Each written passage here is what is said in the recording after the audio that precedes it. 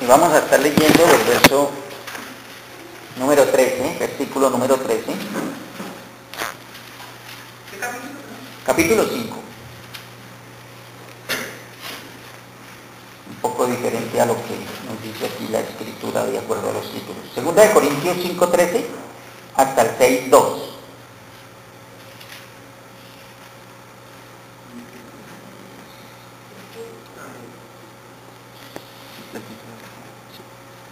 Amén. Hoy vamos a meditar sobre este título, ¿verdad? El problema no está en Dios. Dice la palabra del Señor, porque si estamos locos es para Dios y si somos cuerdos es para vosotros. Porque el amor de Cristo nos constriñe, pensando esto, que si uno murió por todos, luego todos murieron. Y por todos murió, para que los que viven ya no vivan para sí, sino para aquel que murió y resucitó por ellos. De manera que nosotros de aquí en adelante a nadie conocemos según la carne. Y si aún a Cristo conocimos según la carne, ya no lo conocemos así. De modo que si alguno está en Cristo, nueva criatura es. Las cosas viejas pasaron, he aquí todas son hechas nuevas. Y todo esto proviene de Dios, quien nos reconcilió consigo mismo por Cristo y nos dio el ministerio de la reconciliación. Que Dios estaba en Cristo reconciliando consigo al mundo, no tomándoles en cuenta a los hombres sus pecados. Y nos encargó a nosotros la palabra de la reconciliación. Así que somos embajadores en nombre de Cristo. Como si Dios rogase por medio de nosotros, os rogamos en nombre de Cristo, reconciliaos con Dios. Al que no conoció pecado, por nosotros lo hizo pecado, para que nosotros fuésemos hechos justicia de Dios en él. Así pues nosotros, como colaboradores suyos, os exhortamos también a que no recibáis en vano la gracia de Dios. Porque dice, en tiempo aceptable te he oído, y en día de salvación te he socorrido. He aquí ahora el tiempo aceptable. He aquí ahora el día de salvación. Amén. ¿Pueden tomar asiento, hermanos?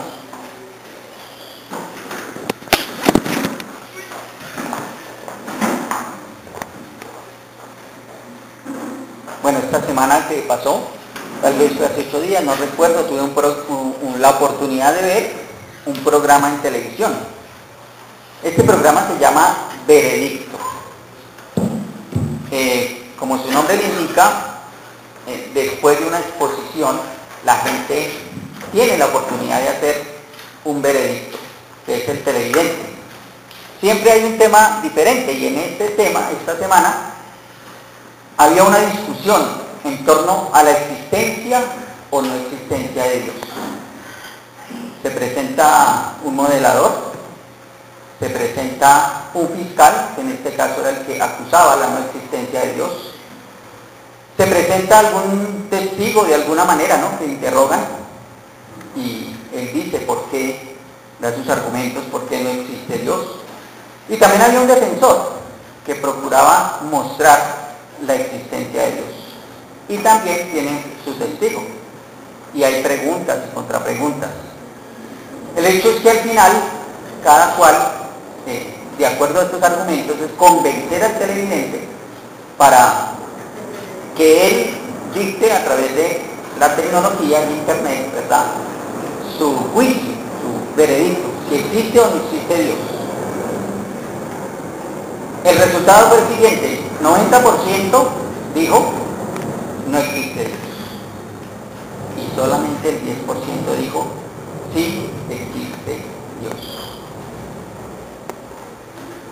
¿Qué tan bien estamos haciendo nosotros la tarea?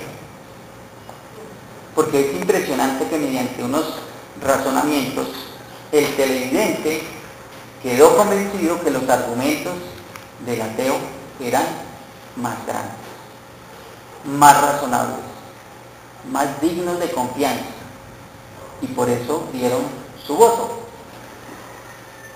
Pero no sé si alguno tuvo la oportunidad de ver esto, ¿no? ¿Ninguno? Pues es que con un defensor, como presentó la defensa, cualquiera pierde el caso. Yo lo vi hace mucho. ¿Sí? Ese caso lleva como unos 3 años haciéndolo. Pero es chistoso porque ahorita usted sabe acerca de la célula, no la célula, sino la célula de Dios. Ajá. Sí, la partícula de Dios. O sea, nadie ha podido hacer eso. Sí, claro. El hecho es que yo le echo la culpa al que defendió, porque fue un muy mal defensor, presentó unos muy malos argumentos, ¿verdad? Y prácticamente todos esos argumentos que se vieron allí fueron muy subjetivos, amarrados simplemente a un sentir, o a un yo experimento, yo creo, ¿verdad? Pero de verdad no hubo argumentos convincentes para que la gente pudiera decir, hay posibilidad por lo menos, ¿no? Me sorprendió mucho el porcentaje, ¿no? De hecho, creo que la escritura se cumple y estamos en los últimos tiempos, donde según la escritura dice habrá hombres amadores de sí mismos, avaros, vanagloriosos, soberbios, desleales, desobedientes a los padres y todas estas bellezuras que nos dice la escritura acerca del carácter de los hombres en los últimos tiempos, ¿verdad? Pero nosotros tenemos que hacer nuestra tarea mejor. Realmente hoy los sistemas tecnológicos y todo nos ayudan, y lo que decía el hermano, la ciencia misma está comprobando que la palabra de Dios es verdad. Entonces, si nosotros fallamos en esa defensa para la cual hemos estado puestos, pues allí es donde se falla, donde no se llega, donde presentamos esos mismos argumentos, podríamos decir pasados de moda, que son subjetivos, que simplemente se presentan a una cosa muy subjetiva, pero que si nosotros miramos bien la escritura tiene los suficientes argumentos para nosotros poder decirle a la gente que hay un Dios como el que hoy nosotros reverenciamos, un Dios majestuoso. Y pensando en eso nos dice la escritura, y se le echa el problema a Dios, porque dentro de las cosas que decían los acusadores eran las preguntas de siempre, no cambian, ¿sí? Este ateo salió con un argumento que Dios no es omnipotente porque no puede hacer una piedra tan grande que él mismo no pueda levantar. Entonces cuestiona la omnipotencia de Dios y no hubo cómo rebatir ese argumento. O pues por lo menos la persona que estaba allí en defensa se dejó envolver con un juego de palabras, podríamos decir que es absurdo. Porque es que si nosotros creemos en Dios, ese Dios no es solamente omnipotente, ese Dios también es sabio. Y dice la escritura que todo lo que hizo, lo hizo con sabiduría. Y eso que pretende aquella persona que se da de lógico, es un absurdo a la razón. Y Dios no hace cosas absurdas. Todo lo que Dios hace es con sabiduría. De manera que la misma escritura nos da las razones. Pero lo que me llama la atención es que dice el apóstol que Dios a nosotros nos dio el ministerio de la reconciliación. Nosotros somos los encargados de predicar, en alguna manera, de reconciliar como instrumento de Dios al hombre con Dios. Y esa es nuestra labor. ¿Alguien soñó alguna vez con un ministerio? Terrenalmente hablando, pues, ¿cómo se sentiría usted si a usted le dicen, lo nombro ministro o ministra de tal cosa? ¿Honrado o deshonrado? Tal vez nos cuestionaríamos si somos capacitados para eso, ¿verdad? Pero en general nos sentiríamos honrados. Y más porque creo que pensamos que somos los últimos a los que de pronto nos llamarían a ejercer un ministerio. Pero dice la Escritura que Dios nos ha dado un ministerio, y el ministerio se llama reconciliación. Así que vamos a analizar el pasaje, porque Pablo estaba siendo acusado de muchas cosas, como siempre lo fue. Entre ellas dice el versículo 13, y él lo trae a colación, ¿no? Porque si estamos locos, es para Dios, y si somos cuerdos, es para vosotros. De manera que no se nos extraña si nos tratan de locos, porque a Pablo lo trataron de loco. ¿Quién nos lee, por favor, Marcos 3:21? Mi hermano, que nos lean en voz fuerte Marcos 3:21.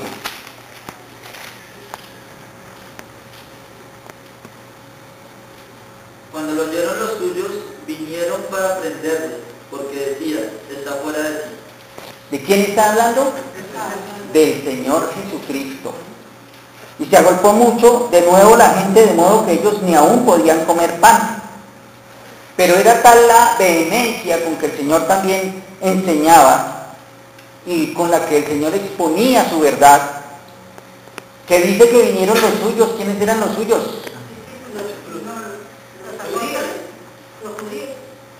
¿Sí? ¿Será? La familia, hermanos. Vino la familia de Jesús para decirle: este hombre está corrido, se enloqueció, está fuera de sí. Y por eso querían prenderle, querían sacarlo de allí. De manera que al mismo Señor Jesucristo lo pensaron loco, por lo que Él enseñaba, por lo que Él decía. ¿Y qué es la locura para el mundo? Sino lo que se sale de unos parámetros establecidos, de un sistema de valores que según la lógica del mundo no cabe lo que se salga de ahí en su cabeza, ¿verdad? Y eso, hermanos, es el mensaje del Evangelio. Porque hay un sistema de valores, hay un sistema de cosas, hay un sistema de mirar este mundo para que nosotros podamos caber, según ellos, en él. Y todo el que se oponga, todo el que diga algo contrario, realmente lo llaman loco.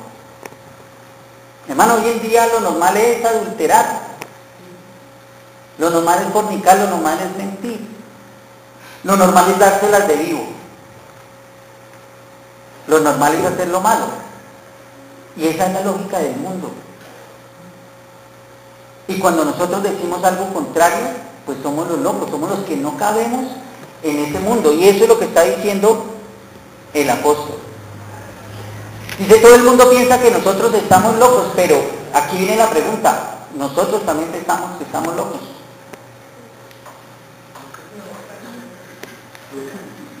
Porque si estamos locos es para Dios, y si somos cuerdos es para vosotros. De manera que lo que nosotros exponemos tiene un sentido, y no porque nosotros seamos los que lo tenemos, sino porque es la Escritura que nosotros exponemos la que tiene ese verdadero sentido, esos verdaderos valores.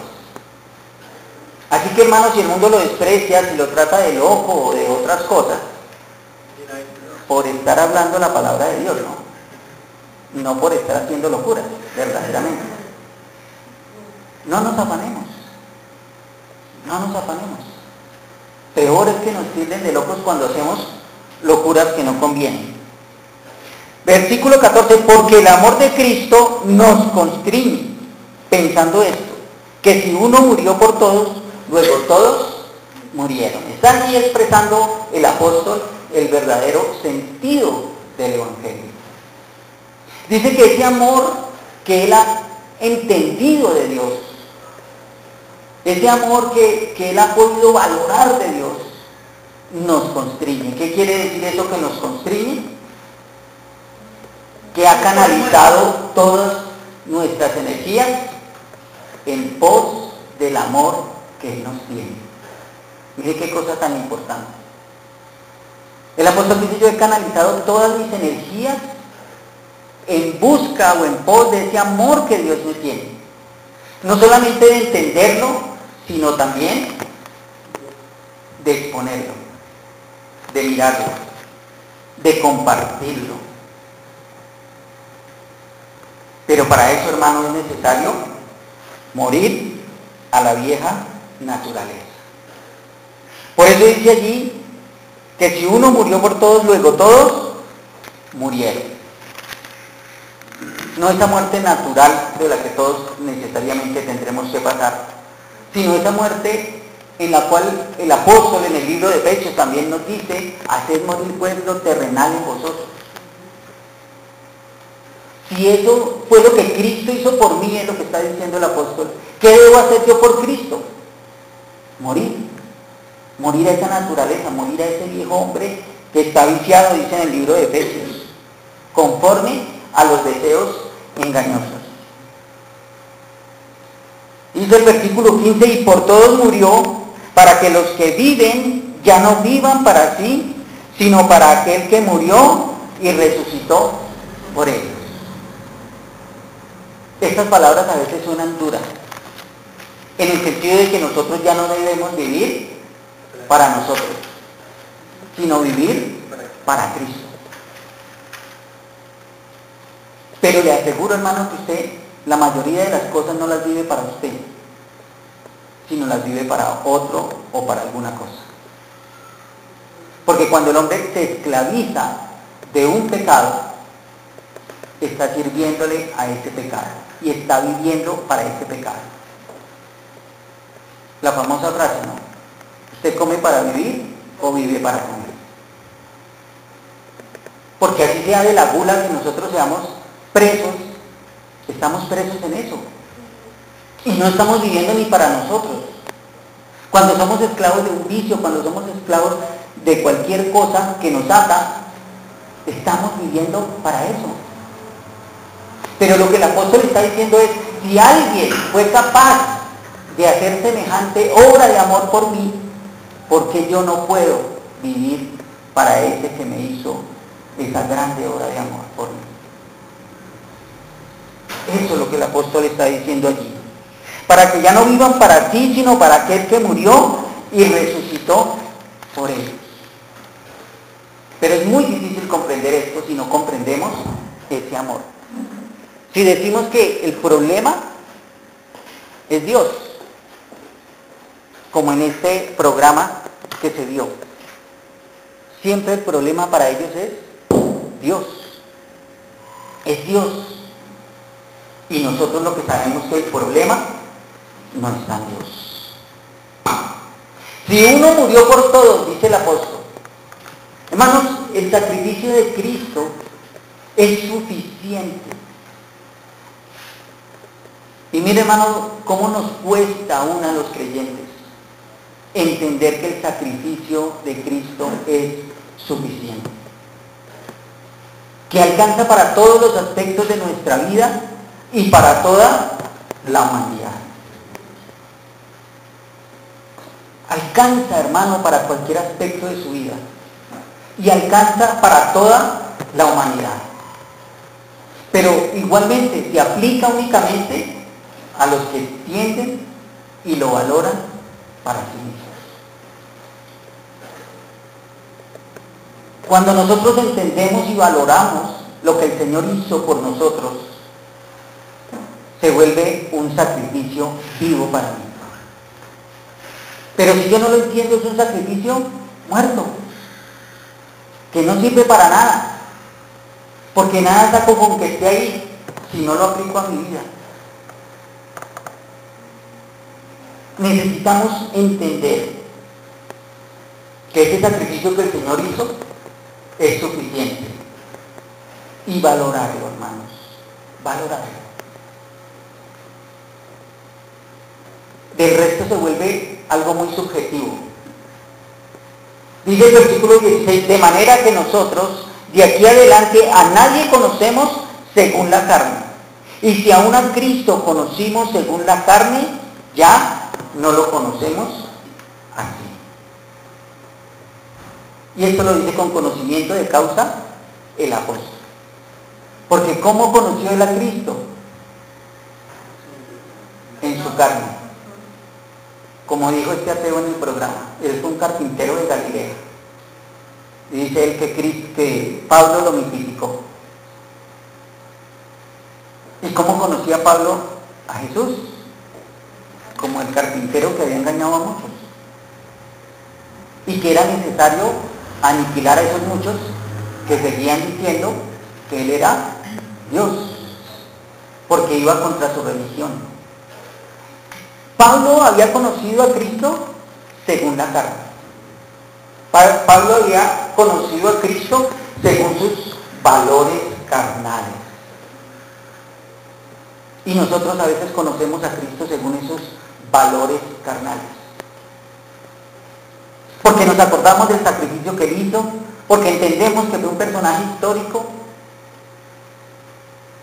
porque lloramos en Semana Santa cuando vemos las películas de lo cruel, de lo difícil, pero a los 8 días no nos acordamos de lo que él realmente hizo por nosotros.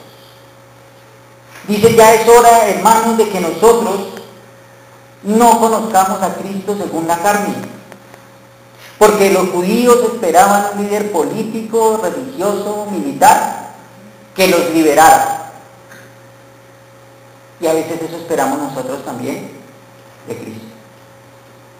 Un hombre con grandes proezas que nos libere de la mala situación económica, que nos libere de la suegra,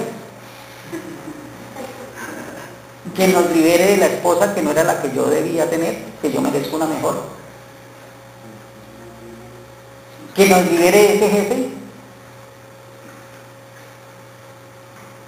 que nos libere de nuestras malas inversiones, de nuestras malas cuentas.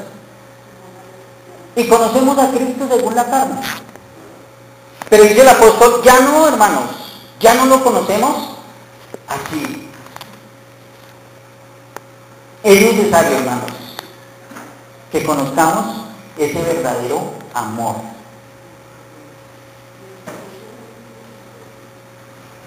Es necesario que nosotros no veamos a las personas como nuestros potenciales enemigos. Seguro, se los aseguro, que el que conoce el amor de Cristo o de Dios no ve a Cristo según el mundo, sino ve a Cristo según lo que Él es, en su majestad, como cantamos hoy. A veces aplicamos esos valores del mundo, ¿verdad?, a las personas. Y mire, es que Pablo está haciendo toda una defensa de su ministerio y del mensaje que Dios le dio. Porque recordemos que si hay alguien con fobia hacia las otras razas y todo, eran los judíos. Porque el judío varón se creía superior a la mujer y los judíos se creían superiores a los demás. Y todavía los que no son mesiánicos creen que por ser ese pueblo escogido pueden mirar a los demás de otra manera. Y Pablo nos recomienda, no miremos a las personas de acuerdo a su estatura, su condición social, su raza. No apliquemos esos valores del mundo para que nosotros podamos ser y entender realmente el mensaje del Evangelio, el amor de Dios. Y hay una aclaración en el versículo 17. De modo que si alguno está en Cristo, nueva criatura es. Las cosas viejas pasaron y aquí todas son hechas nuevas. Si alguno, dice allí, esto no es colectivo, esto es individual. Si alguno está en Cristo, tenga la seguridad que Dios le ha hecho nacer de nuevo. Que usted tiene esa nueva naturaleza que Dios le da. Y esas cosas, esos valores, esas cosas que vemos allí, pasan. Y todas son hechas nuevas. Y esa palabra nueva allí tiene un significado muy especial, porque quiere decir fresco, de hoy. Es un nuevo que se renueva cada día. Es un nuevo que no fue nuevo hace 2 años, porque hace 2 años era nuevo, pero hoy ya no sería nuevo. Es un nuevo como el pan de cada día, como el maná que el Señor les daba. Por eso el salmista se atreve a decir, nuevas son tus misericordias cada mañana. Dios nos hace personas nuevas, personas frescas, que permanecemos, hermanos, en esa novedad de vida. Y esas cosas viejas, esos valores, pasan. Pero sí que estamos en Cristo. Lo que también dice allí es que todo el que está en Cristo ve las cosas diferentes. Actitud positiva, ¿verdad? Ve las cosas diferentes. Es una paradoja, hermano, ver un verdadero cristiano amargado. Y eso no quiere decir que no tengamos momentos de incertidumbre, de tristeza, pero ver personas que permanecen amargadas, que es su estado natural, eso es una paradoja completa. ¿Dónde está su esperanza? ¿Dónde está su confianza? ¿Dónde está el gozo de la salvación? Yo me atrevería a pensar que realmente no ha nacido de nuevo. O una persona totalmente rencorosa. Una persona que alimenta ese odio, esa rabia. Porque el odio se alimenta, ¿cierto? Porque nosotros encontramos las razones necesarias para seguir y seguir y seguir odiando. Para seguir viendo el pero. Una persona que ha nacido de nuevo, se lo aseguro que no puede ver las cosas de esta manera.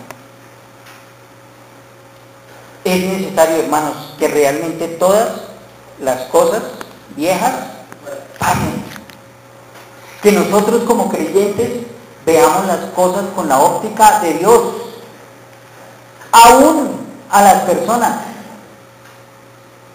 Aún a las personas. Fijémonos que cuando el apóstol nos dice que es necesario que nosotros oremos por nuestros gobernantes, y yo veo es una mala práctica. Cuando algún gobernante se acerca a una iglesia cristiana y allí empiezan a bendecirlo y a decirle, él dice que oremos para que ellos sean salvos y podamos vivir quieta y reposadamente. No para alcahuetear su sinvergüencería y nosotros le bendigamos eso. No para darle nuestro aval y que él siga en las mismas. Es para que él realmente cambie. Y lo que el apóstol está diciendo allí es, no importa, hermano, así sea el presidente, él puede cambiar, él puede ser salvo. O el indigente, el que nosotros vemos allí, sumido en la droga. No importa, hermano, él puede ser salvo. Porque el sacrificio de Cristo es suficiente. Porque el sacrificio de Cristo también fue por él.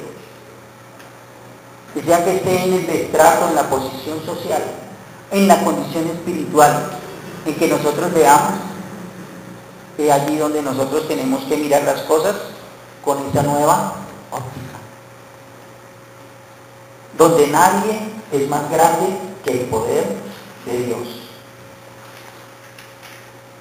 Y viene el versículo 18 donde el apóstol está diciendo, y todo esto, hermanos, proviene de Dios, quien nos reconcilió consigo mismo por Cristo y nos dio el ministerio de la reconciliación.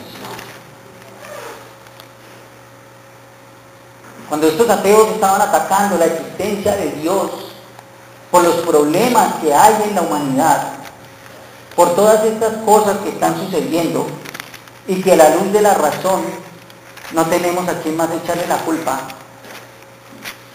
entonces es mejor sacarlo de nuestras mentes. Es mejor negar que Él está allí. Pero según este versículo dice, y todo esto proviene de Dios. Lo que nos quiere decir que Dios es el más interesado en nuestras vidas. Dios es el más interesado en nuestras vidas.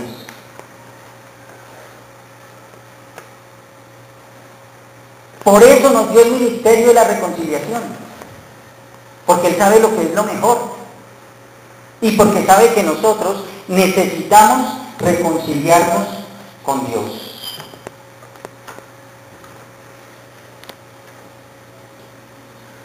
Pero estas personas creen que tienen más sabiduría, más inteligencia y más bondad que Dios. Pero lo que no entienden es que Dios, al igual que ese sentido de justicia que estas personas tienen, aborrece el mal. Porque es que Dios no está contento con el mal. ¿Quién dijo que Dios estaba contento con el mal? Miren lo que nos dice el Salmo, capítulo 7, versículo 11.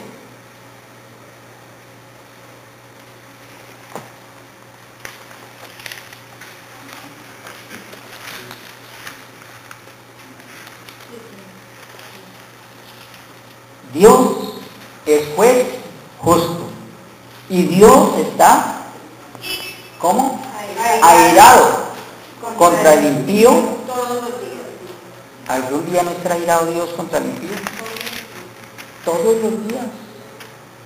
Dios aborrece el mal muchísimo más de lo que nosotros, como seres humanos, lo aborrecemos.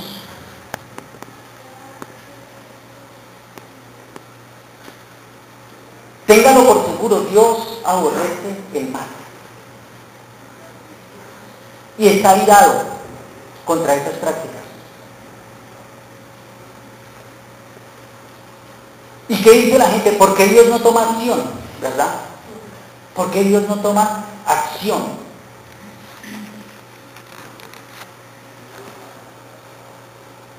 ¿Ustedes se imaginan donde el Señor tomara acción contra los adúlteros? Habían demasiadas viudas y demasiados huérfanos y huérfanos. ¿Cuántos? Demasiados. ¿Cuántos quedarían o quedaríamos sobre la tierra? Empezando que el Señor dijo, quien mira a una mujer para codiciarla, entonces, ¿qué?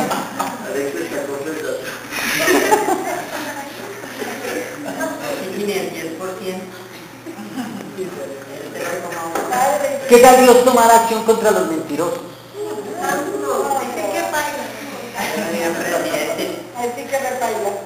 ¿Quién tal tomar a Dios acción contra los avaros, que dice que es idolatría? ¿Qué tal tomar a Dios acción contra los envidiosos?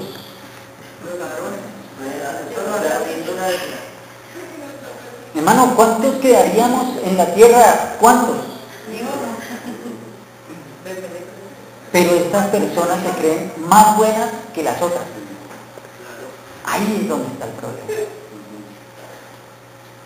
Ahí es donde está el problema. Y Dios, ¿cómo es posible que un Dios que vea estas cosas no tome acción? Dice la razón humana, si es que existe. Pero la respuesta está en eso, hermano. Si tomar acción, a mí hace más de 25 años me había tenido que borrar de la faz de la tierra por muchísimas cosas.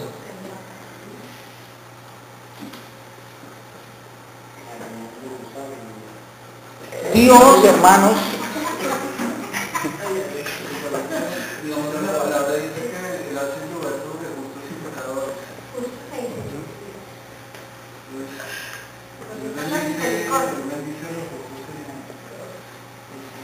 allá vamos, para allá vamos. Y todo esto, hermanos, proviene de Dios, quien nos ¿qué? Reconcilió consigo mismo por Cristo. Ahí está la acción de Dios. Dios, en vez de penalizarnos, hermanos, por medio de Cristo, nos invita a que nos reconciliemos, primero con Él y luego con nuestro prójimo. El amor de Dios es el mismo desde el Antiguo Testamento hasta el día en que Él venga, y va a permanecer más allá de su venida. El amor de Dios no ha cambiado. El amor de Dios no se modernizó por Cristo, ni cambió por Cristo. Es precisamente fruto de ese amor hacia su creación, hacia ese amor que Dios no ha cambiado hacia nosotros, que en vez de penalizarnos, nos invita a reconciliarnos con Él.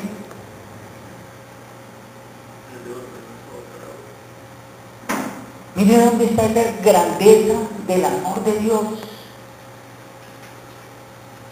¿Alguno se ha sentido ofendido por Dios? ¿En ninguna etapa de su vida? Pues si se ha sentido, ha sido sin causa. Porque Dios nunca nos ha ofendido.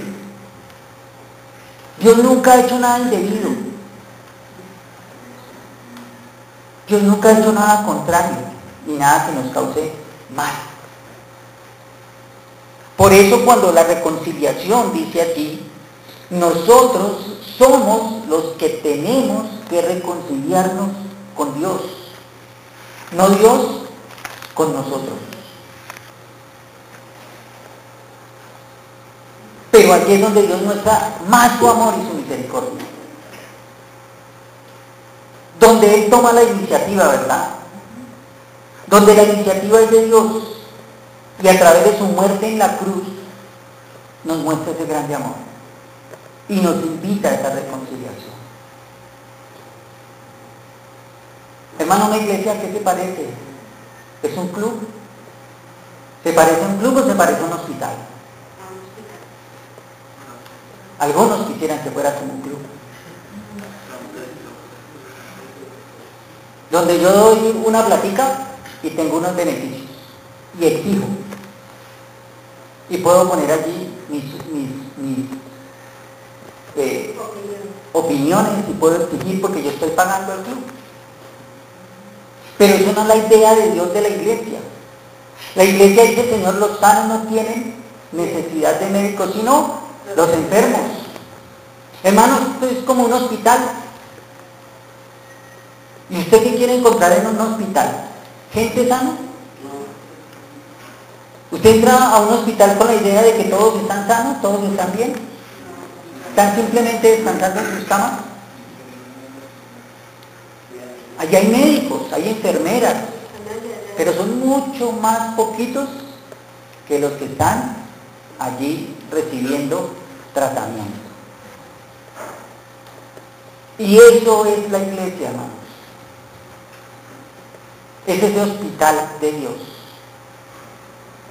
donde algunos por su misericordia tienen sanidad y pueden ayudar a otros. Pero estoy seguro que la mayoría de nosotros estamos en calidad de pacientes, donde nosotros necesitamos un tratamiento para realmente ser sanos. Y ese tratamiento se llama reconciliación por medio del sacrificio del Señor. Pero lo más asombroso es que Dios nos use a nosotros en esa misma condición, sabiendo lo que somos y a pesar de lo que somos. Y dice que nos ha dado el ministerio de la reconciliación. Hermano, ese ministerio de salud no es nada. O del interior, o el de Hacienda. Hermano, el ministerio más hermoso es el ministerio que Dios nos ha dado. De hacer entender a las personas que Dios quiere que se reconcilien con Él. Que por eso no ha tomado acciones todavía sobre este mundo. Que estamos en la época de la gracia. Y que Él tomó la iniciativa para que nosotros nos reconciliemos con Él.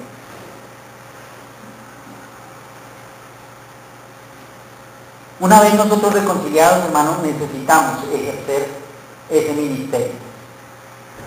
Por eso el apóstol dice, Dios nos reconcilió, ¿verdad? Quien nos reconcilió por Cristo y nos dio el ministerio de la reconciliación. Es bien complicado que un enfermo grave atienda a otro enfermo, ¿verdad? O lo pone el Señor en esos otros términos, un ciego que guía a otro ciego, ambos se van al otro. Necesitamos entender que Dios verdaderamente nos reconcilia con Él, como un acto de supremo amor, de suprema bondad. Y dice el versículo 19 que Dios estaba en Cristo reconciliando consigo, ¿a quién?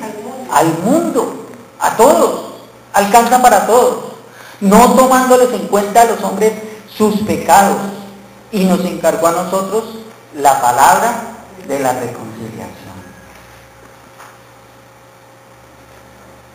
¿Quién está enemistado con quién? Dios está irado con el mundo, pero el hombre es el que se enemistó con Dios. ¿Y qué produce esa enemistad con Dios? Su pecado. El pecado es lo que nos enemista con Dios. Y ese pecado es el que nos dice, te saco de mi vida. Te saco de mi vida porque no te ajustas a lo que yo quiero de un Dios. Yo quiero a mi Dios así y así y así. Que haga esto, que me conceda esto y que actúe de acuerdo a lo que yo quiero. Lo pueda manejar. Un Dios que yo pueda exactamente manipular. Y por eso Moisés, cuando el Señor se le presenta, dice, y en nombre de qué Dios voy a ir yo a estos israelitas. Porque había la creencia que cuando yo conocía el nombre de Dios, de un Dios, yo lo podía manejar. Yo lo podía manipular. Ya sabía, ya sé quién es usted. Ya sé cómo hacer. Pero Dios no tiene nombre específico porque no cabe, simplemente Él es. No hay ningún nombre que se le ajuste a Dios, simplemente Él es. Pero el hombre quiere sacar a Dios precisamente para vivir de acuerdo a sus propias normas, a las que Él se ha inventado, a las que Él cree. Y lo más fácil es acomodarle a un Dios así diga que ese Dios no existe, porque ese es otro Dios que yo me he fabricado, como allí los griegos, ¿verdad? Al Dios desconocido por si acaso. El problema que nos separa de Dios y que nos enemista con Dios es el pecado. Pero miren lo que dice la Escritura: no tomándoles en cuenta a los hombres sus pecados, hermano. ¿Puede haber un amor más grande?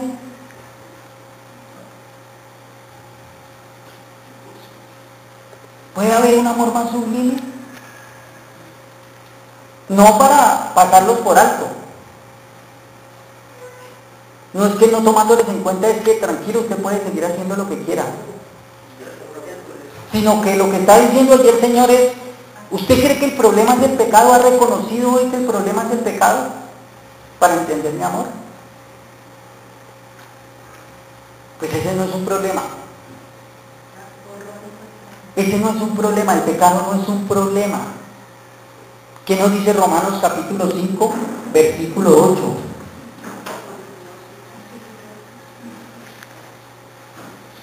Mas Dios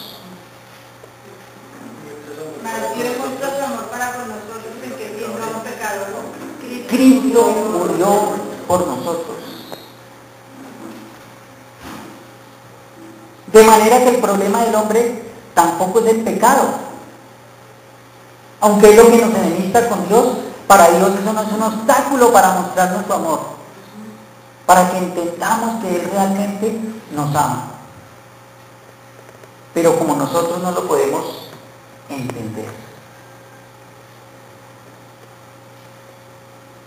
a pesar de ese pecado, Dios nos sigue mirando con amor. ¿Y qué tenemos nosotros que hacer? Reconciliarnos con Dios. Yo quiero que leamos Isaías capítulo 53, versículo 5. Mas el herido fue por nuestras rebeliones, molido por nuestros pecados, y por su llaga fuimos nosotros curados.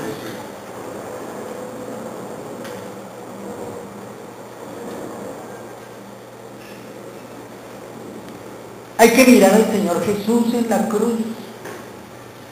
Hay que mirar al Señor allí clavado, molido, hermano, molido por nuestros pecados. Él se ofreció voluntariamente para pagar el precio por nuestros pecados, para mostrarnos el verdadero amor de Él por nosotros. Y fue muy cruel. Nosotros no nos alcanzamos a imaginar la crueldad con que trataron al Señor Jesús. De manera que la Escritura dice que fue ¿qué? Molido. Que el castigo, todo el castigo que Cristo recibió para ir a esa cruz, ¿por causa de quién? Dígalo, hermano, mía. Mía. No piense en su papá, en su mamá. No piense en su hermano, en su esposa, es que este mensaje sería precioso para él. Piense que fue por su pecado que Cristo murió en la cruz. Dios está hablándonos a cada uno de una manera personal. Dios nos está mostrando su amor no para el papá y la mamá. Está mostrándonos su amor para cada uno, para nosotros individualmente. Porque fue por tu pecado y fue por mi pecado que Él tuvo que ser molido en esa cruz. Mira al Señor allí en ese sacrificio. En ese sacrificio perfecto. En ese sacrificio de amor. Donde con un hecho real demostró que realmente Dios nos ama. Donde con un hecho real Dios quiere mostrarnos y decirnos que nos reconciliemos con Él. Que nos reconciliemos con Él. Y nos encargó a nosotros la palabra de la reconciliación. Hermanos, ese es el mensaje del Evangelio. Esas son las buenas nuevas que el Señor vino a predicar. Ese es el reino de Dios que se ha acercado a la tierra. Pero hoy, por favor, Dios nos dice reconciliémonos. Reconciliémonos con Él. De una manera individual, personal. Reconciliémonos con Dios. Yo no sé si alguien aquí piensa que no necesita reconciliarse con Dios en algún aspecto de su vida. Yo no sé si hoy esta muerte de Cristo es vana para alguno. Si alguno piensa que eso fue por los demás y no se aplica para mí personalmente. Dios quiere que nos reconciliemos con Él, es lo que nos está diciendo el apóstol. ¿Y sabe quién estaba escribiendo? Una iglesia, a la iglesia de los Corintios, que se preciaban de tener muchos dones espirituales y mucha jactancia en muchas cosas. ¿Y a quién está invitando el apóstol a reconciliarse con Dios? A la iglesia. A esa iglesia. A esa iglesia es que le está diciendo. Y dice el versículo 20, así que somos embajadores en nombre de Cristo. Como si Dios rogase por medio de nosotros, o rogamos en nombre de Cristo, ¿qué? Reconciliados con Dios. Mire, no hay otra forma, hermanos, de conocer y de percibir las grandes cosas que Dios tiene para nosotros si primero no comprendemos ese grande amor que Dios tiene por nosotros. Todo lo demás, se los aseguro, es vano. Dios nos puede conceder muchas cosas materiales, y muchas peticiones. Pero nunca podremos tener una buena relación con Dios si no entendemos que necesitamos reconciliarnos con Él. Si no aplicamos esa palabra de la reconciliación para cada una de nuestras vidas. Al que no conoció pecado, dice el apóstol, por nosotros lo hizo pecado, para que nosotros fuésemos hechos justicia de Dios en Él. Cristo se hizo pecado, dice allí. No solamente Cristo llevó el pecado, sino dice se hizo pecado. En el cuerpo de Cristo estaba representado todo nuestro pecado, clavado allí en una cruz, para que nosotros podamos tener paz, para que nosotros tengamos esa dicha de la reconciliación, esa dicha de experimentar el amor de Dios. Así que pues nosotros, como colaboradores suyos, os exhortamos también a que no recibáis en vano la gracia de Dios.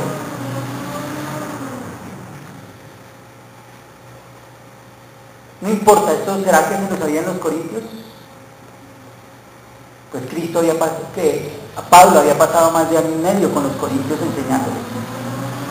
Fue una de las iglesias donde él más dedicó tiempo para estar con ellos. Me queda a mí muy difícil entender que él no les hubiera explicado un principio como este desde el principio. Pero ¿a qué los invita? A que no reciban en vano esa gracia. ¿Y qué es recibir en vano la gracia? Menospreciar eso. No importa cuántas veces hayamos asistido a la iglesia. No importa cuánto sepamos de esto. Lo que importa es que nosotros miremos nuestra vida cómo está con Dios. Y que no recibamos en vano esto. Porque comparaba esto como con un hospital. ¿Y sabe qué a veces hacemos nosotros? Vamos al médico, nos diagnostican, nos formulan, hacemos cola para reclamar un medicamento y una vez que lo reclamamos, lo dejamos a un lado. Y después decimos, eso no me sirvió para nada. Este médico no sabe. Eso hacemos. Y esto es recibir en vano la gracia de Dios, sabernos todo el proceso, reconocerlo tal vez, pero no aplicarlo a mi vida. Y Dios estaba exhortando a una iglesia que se supone conocía de Dios a que no recibiera en vano esta exhortación que él estaba haciendo. Porque dice, en tiempo aceptable te he oído y en día de salvación te he socorrido. Y añade, he aquí ahora el tiempo aceptable. He aquí ahora el día de salvación. ¿Alguno de ustedes tiene garantizada su vida después de salir de acá? Tal vez un seguro, para que otros lo disfruten. Pero su vida no está garantizada. Y lo que Pablo nos está diciendo es, no deje para mañana lo que puede hacer hoy. Hoy es el día aceptable y por eso el Señor trae este mensaje. Hoy es el día de salvación. Hoy es el día en que yo tengo que reconciliarme con Dios. Reconciliarme con Dios. Porque le he ofendido en alguna manera. Y Dios quiere que entendamos y aprendamos su amor verdadero. Porque Él tomó la iniciativa. No nos dé miedo confesar el pecado. Tal vez muchos conocen la experiencia que tuve cuando el Señor me llamó públicamente a confesar a mi pecado. No sé si todos la conocen. Pero un predicador, después de yo llevar un tiempo en la congregación, el Señor le dio una revelación, una palabra.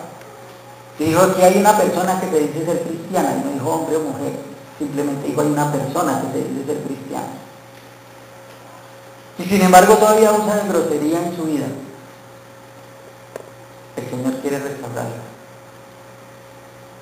Y yo no necesité voltear a mirar a otro lado, hermano, porque yo sabía que el Señor me estaba diciendo a mí. Y les aseguro que fue lo más glorioso.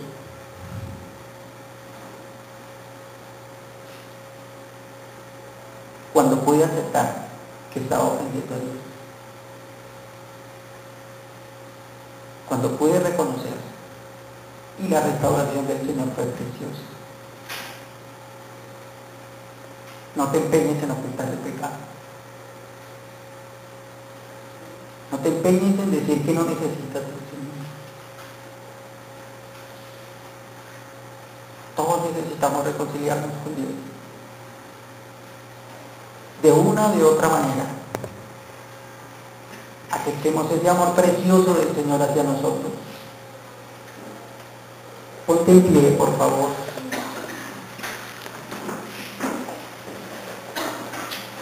Hay cosas tan pequeñas, pero que para nosotros son tan grandes. Vamos aquí a concentrarnos cada uno en nuestro ser. En nuestro ser para con Dios.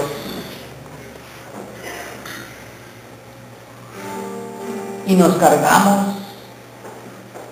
Y nos mina nuestra relación con Dios. Tal vez alguien nos haya defraudado, tal vez algún líder nos puede haber defraudado. Tal vez algún hermano en el cual nosotros esperábamos más nos puede haber defraudado. Y estamos enojados o aún hemos albergado odio. Tal vez sea nuestro familiar. Pero yo te aseguro que eso no está dejando una comunión perfecta con Dios. Tal vez haya amargura en la vida.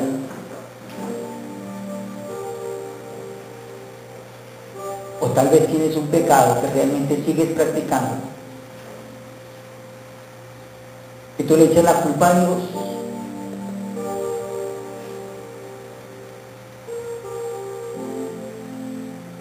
Tú le echas la culpa a Dios de no sentirlo. Tú le echas la culpa a Dios de que no se manifiesta tu vida. Pero Dios está en Cristo reconciliando.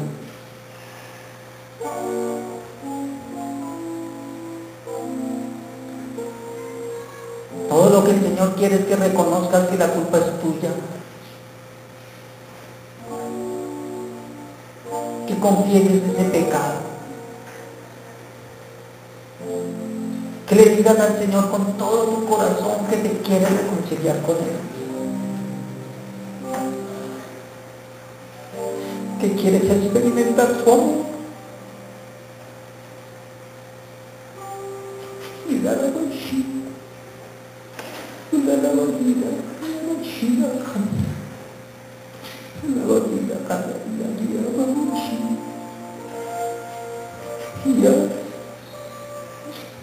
el Señor está intercediendo por ti. Llora, gime, clama. No te avergüences. Avergüénzate de tu pecado. No te avergüences de la reconciliación que Dios te ofrece hoy.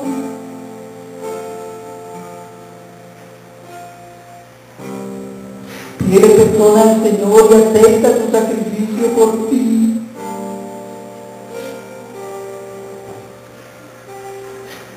Permítete a ti mismo experimentar ese amor de Dios para tu vida.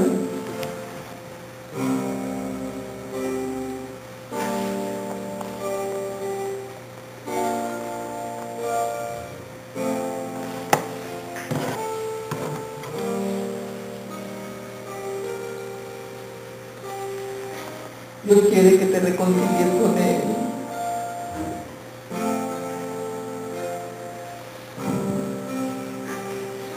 Reconcíliate con el Señor.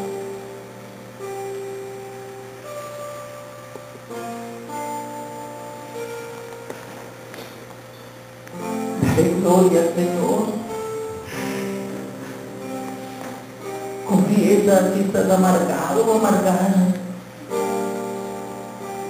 Confiesa si hay enojo en tu vida, si hay resentimientos. Sácalo de allí.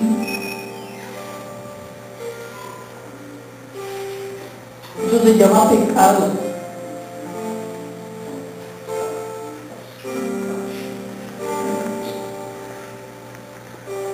Pide al Señor que en esta hora te dé ese convencimiento que el Espíritu Santo trae.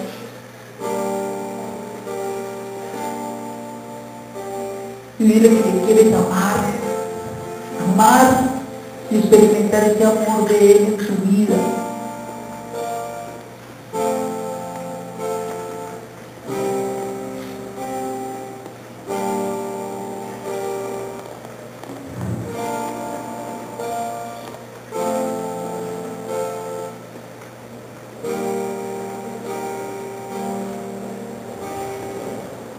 Yo te digo hoy, hermano, si tienes algún enojo, por pequeño que sea,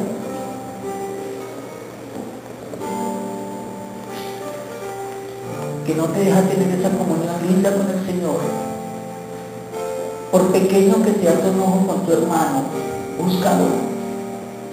búscalo ahora mismo y dile que te quieres reconciliar con él, con ella.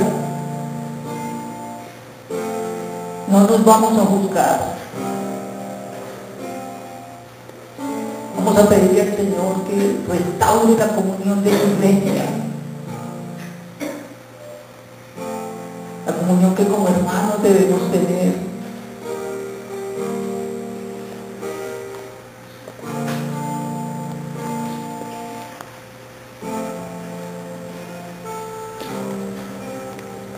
Y estoy seguro que acá, hermanos, hay cosas demasiado grandes, hay ofensas demasiado grandes del uno contra el otro, pero a veces esas pequeñas empiezan a minar y a minar.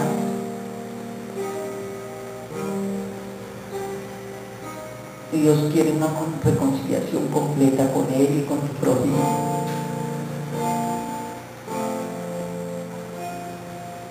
No tardes en hacerlo.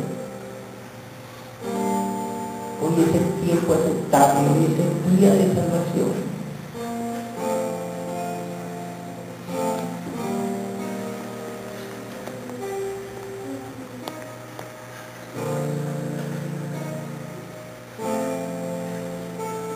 Ve a tu hermano, ve y hazlo. Yo estoy seguro que aquí hay más de un caso así.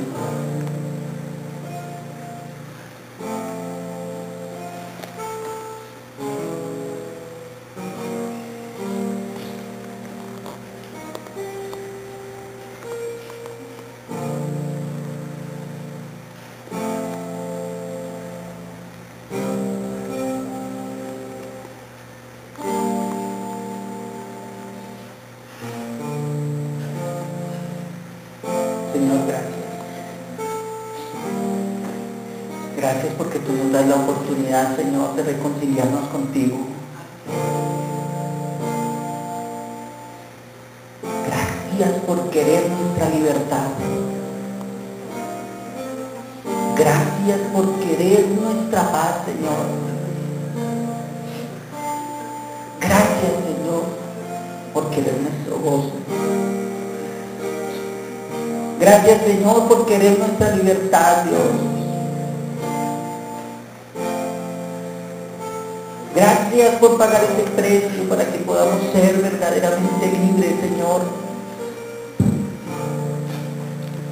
Podamos comprender verdaderamente tu amor, Señor. Gracias por ofrecernos este tiempo y esta oportunidad de reconciliación.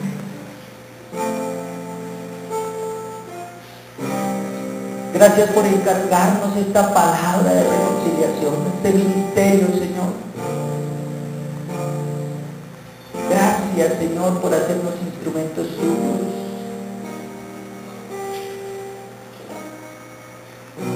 Gracias, Señor, por hacernos experimentar tu verdadero amor, Señor. Gracias, Dios, por tu gracia. Gracias porque es inmensa, Señor. Es tan grande que no la entendemos a cabalidad, Señor. Porque es tan inmensa, Señor, que no alcanzamos a comprenderla en su totalidad. Gracias porque hiciste esto por nosotros, Señor. ¿Cómo no, como dice el apóstol, nos darás todas las cosas? ¿Cómo no, Señor, atenderás nuestras necesidades? ¿Cómo no nos alimentarás, Señor? ¿Cómo no nos sanarás, Señor? ¿Cómo no nos proveerás, Señor? ¿Cómo no nos corregirás, Señor?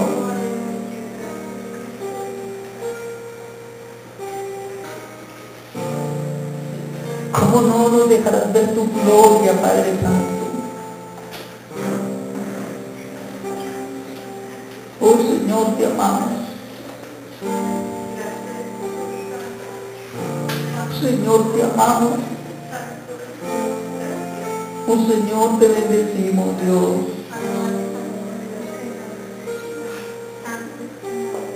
Te damos gracias por permitirnos tener estos momentos sublimes en tu presencia, Dios.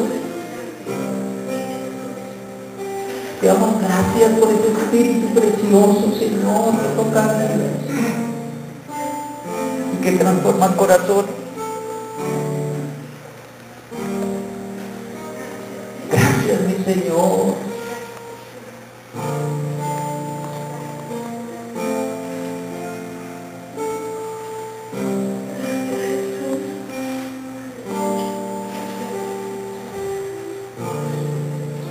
Hermanos, si quiere que oremos de una manera especial por usted,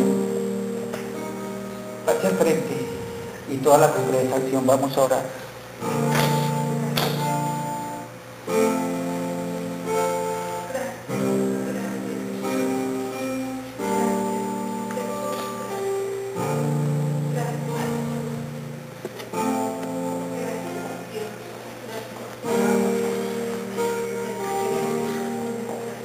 No le dé pena y no le dé temor.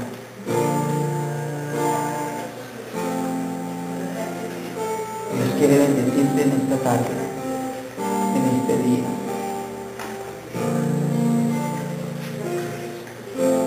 Aleluya. Aleluya. Aleluya al Señor. Aleluya, Padre. Gracias, Señor. Gracias por mis hermanos, Señor, que hoy reconocen la necesidad de ti, Señor. Que hoy reconocen tu obra, esta maravilla que has hecho por sus vidas. Y que hoy, Señor, de una manera especial se acercan a ti para decirte que necesitamos.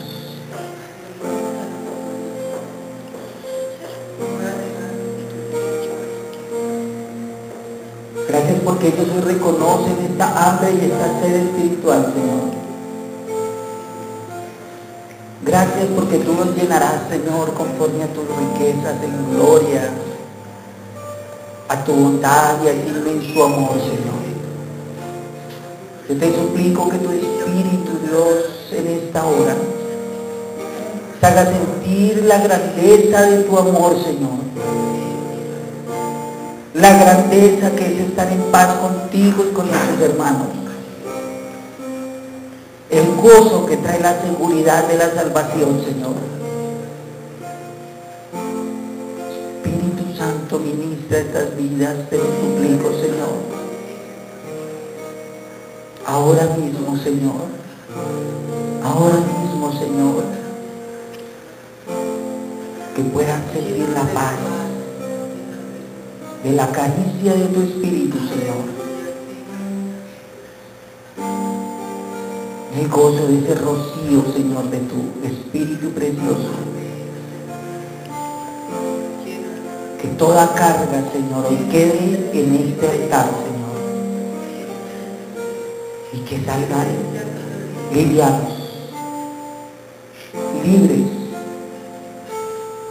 libres de cualquier acusación, libres de cualquier opresión, Señor.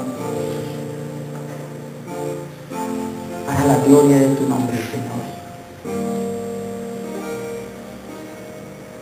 Yo te bendigo, Señor, por lo que tú estás haciendo, Señor. Yo te doy gracias por lo que tú haces con nuestras vidas. Yo te doy gracias por la misericordia que estás teniendo. Por esa bondad, Señor, que manifiestas. Por esa dulzura que podemos experimentar en este instante, Señor.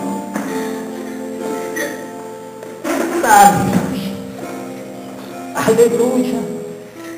Aleluya, tu nombre, Señor. Gloria a ti, Señor, por siempre. Gloria a ti, Señor, porque tú eres maravilloso. Gloria a ti, Señor, por liberar nuestras vidas. Oh, Señor, te bendecimos y te adoramos, Señor. Oh, Señor, rendimos nuestras vidas a ti, Señor.